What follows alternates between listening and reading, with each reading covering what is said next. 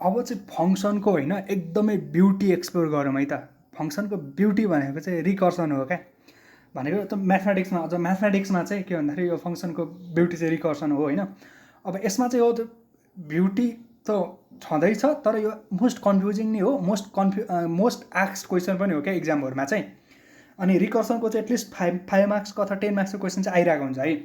अब रिकर्सन भनेको के हो भन्दाखेरि जबसम्म कन्डिसन मिट हुन्छ त्यही फङ्सनलाई कल गरिरहने क्या, रिपिटेडली त्यही फङ्सनलाई कल गरिरहने होइन।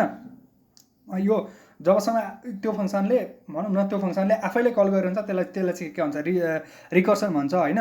अब यो कम्प्लिकेटेड प्रब्लमहरूलाई चाहिँ एउटा स्मल चङ्क अफ कोड अथवा स्मल ब्लक अफ कोडले नै के गर्ने भन्दाखेरि यसलाई चाहिँ भनौँ न सल्भ गरिदिन्छ क्या।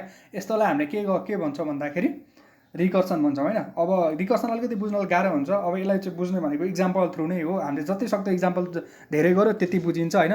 जस्तो रिकर्सनमा पोसिबल आउने क्वेसनहरू भनेको चाहिँ जस्तो फिबोनाची नम्बरहरू प्रिन्ट गर्ने, भनौँ न फर्म कति बिलो कतिसम्म प्रिन्ट गर्ने भन्ने एउटा रिकर्सनमा आउने पोसिबल क्वेसन। अर्को भनेको चाहिँ फ्याक्टोरियलहरू प्रिन्ट गर्ने, कुनै पनि नम्बरको फ्याक्टोरियलहरू प्रिन्ट गर्ने, त्यसको समहरू फाइन्ड गर्ने होइन। त्यो चाहिँ त्यस्तो क्वेसनहरू आउँछ होइन। अब हामीले पनि इक्जाम्पल हेरौँ होइन। जस्तो हामीले चाहिँ अब रिकर्सनको फङ्सन डिफाइन गर्दाखेरि चाहिँ यसरी माथि डिक्लेयर गर्ने, त्यसपछि गएर तल डिफाइन गर्ने अनि यसरी कल गर्ने भनेको छ। जस्तो यहाँनिर चाहिँ के छ भन्दाखेरि यो 10 भन्दा बिलोको यहाँनिर चाहिँ एउटा सम भन्ने गरेको छ। यसले चाहिँ के भन्छ यो नम्बर भन्दा बिलो चाहिँ के गर्छ भन्दाखेरि लेस देन यो स्मलर देन यो के भनौँ न स्मलर देन यो नम्बर जुन इन्टिजर पास गर्छौँ त्योभन्दा मुनिकोलाई चाहिँ सम गरेर इन्टिजर रिटर्न गर भनेको छ होइन।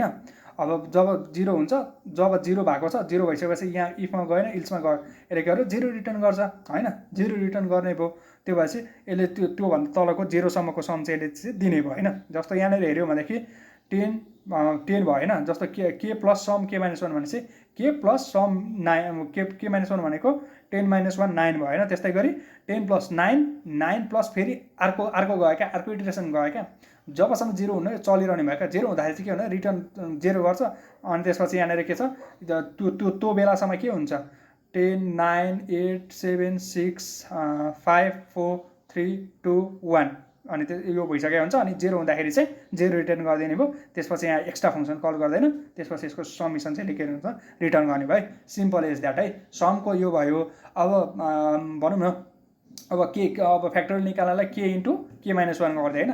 त्यो एकदमै फ्याक्टोरियलको चाहिँ रिकर्सन भन्ने बित्तिकै रिकर्सनको इक्जाम्पल आयो भने चाहिँ फ्याक्टोरियल भनेको चाहिँ भनौँ न त्यो नम्बरभन्दा तलसम्म भनौँ न 1 सम्मको मल्टिप्लिकेसन हो क्या। जस्तो 3 फ्याक्टोरियल भयो भने 3 × 2 × 1 हुने भयो होइन। 4 फ्याक्टोरियल भयो भने 4 × 3 × 2 × 1 हुने भयो क्या।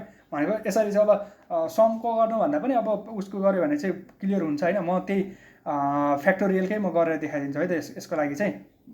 जस्तो चाहिँ अब उसको लागि चाहिँ यो भइहाल्यो होइन। रिकर्सनको चाहिँ recursion.c गरौँ होइन।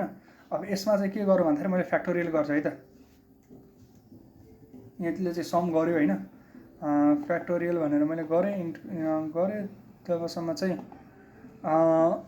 ग्रेटर देन 1 छ भने यसले के गर्नु पऱ्यो ग्रेटर देन 1 भने रिटर्न गर्नु पऱ्यो, होइन भने यसले के गर्छ 1 रिटर्न गर्नु पऱ्यो। त्यसपछि रिटर्न के एस्ट्रिक के गर्नु पऱ्यो भन्दाखेरि फ्याक्टोरियल सरी माई ब्याड के एस्ट्रिक त्यसपछि फ्याक्टोरियल के गर्नु पऱ्यो भन्दाखेरि के एस्ट्रिक फ्याक्टोरियल के माइनस 1 है। अब यसरी गरिसकेपछि अब यसलाई यान भनौँ न, यसलाई पनि यान भनिसकेपछि सजिलो हुन्छ है त। अब फ्याक्टोरियल बुझ्न सजिलो छ क्या। सम गर्दा पनि हुन्थ्यो होइन। सम गर्दा नि ठिक छ, तर फ्याक्टोरियल गर्दा अझ चाहिँ सजिलो भयो क्या बुझ्नलाई चाहिँ। फ्याक्टोरियल भनेको म्याथमेटिक्सको टर्म भयो होइन। If you are not known to this one फ्याक्टोरियलको चाहिँ please have a good understanding. त्यो भइसकेपछि यो इक्जाम्पल सम्झिन एकदमै सजिलो हुन्छ क्या। भनेको 8 × त्यसरी गरिरहेको हुन्छ नि त हामीहरूले। जस्तो यहाँ गऱ्यो भनेदेखि सरी है सम 10 ओके यहाँनिर माई ब्याड मैले यो अर्कै कल गरेँ होइन। यसलाई क्लियर गरिदिउँ, यसलाई चाहिँ यस्तो गरिदिउँ होइन। फ्याक्टोरियल भनेको 10 सम्म के यस्तो हुने रहेछ। अब यसले चाहिँ थोरै नम्बरको गरिदिउँ है त। जस्तो चाहिँ 3 को फ्याक्टोरियल कति हुन्छ 6 हुन्छ होइन। भनेपछि के भन्दाखेरि यसलाई फ्याक्टोरियल भनिसकेपछि प्रिन्ट के गरिदिउँ भने यस्तो होइन फ्याक्टोरियल यस्तो गरिदिउँ होइन। यो भइसक्यो के हुन्छ 3 को 6 हुने भयो होइन। त्यसपछि अब कति अलिकति क्रस चेक गऱ्यौँ 5 कति हुन्छ 120 हुन्छ होइन, क्यालकुलेटरमा हान्दा नि हुन्छ होइन 120 आयो। यसरी चाहिँ हाम्रो के हुन्छ फ्याक्टोरियलहरू चाहिँ फ्याक्टोरियलको लागि यसरी हामीले रिकर्सन युज गर्न सक्छौँ है त, एकदमै सजिलो होइन, एकदमै सजिलै चाहिँ हामीले यसरी चाहिँ हामीले इम्प्लिमेन्ट गर्न सक्छौँ होइन। रिकर्सन भन्ने बित्तिकै फ्याक्टोरियल सम्झिनु, फ्याक्टोरियलको यति इक्जाम्पल भनेको माथि अब डिक्लेयर गरेर यसरी डिफाइन गर्नु भने एकदमै बेटर भयो होइन। यहाँनिर फङ्सन डिक्लेरेसन, फङ्सन डिफिनेसन, त्यसपछि कलिङ फङ्सन भनेर यसरी दिए पनि भयो कमेन्टमा होइन, त्यो भने एकदमै बवाल भयो। होइन भनेदेखि फ्याक्टोरियलको कन्सेप्ट सम्झिने, फ्याक्टोरियलको इक्जाम्पल रिकर्सन भन्ने बित्तिकै फ्याक्टोरियल है, यो भने चाहिँ एकदमै सजिलो भयो है। सो यसमा केही कन्फ्युजन छ रिकर्सन रिलेटेड अझै अरू प्रब्लम छ भने लेट मी नो, केही इस्यु आयो भने, तर कन्सेप्ट सम्झेपछि चाहिँ एकदमै सजिलो भयो है। अब यसमा चाहिँ नि भनौँ न अब रिकर्सन त अब भनौँ न अब इम्प्लिमेन्ट गर्न जाने हो भनेदेखि सजिलो भयो, तर यसमा चिप्लिने चान्सेसहरू होइन अलि धेरै हुन्छ क्या। भनेको चाहिँ अब अलिक कन्डिसनहरू प्रोपरली मिट गरेन भनेदेखि चाहिँ यो चाहिँ इन्फाइनाइट लुपमा जाने केसहरू हुन्छ होइन, फर एभर रनिङ उसमा जान सक्छ।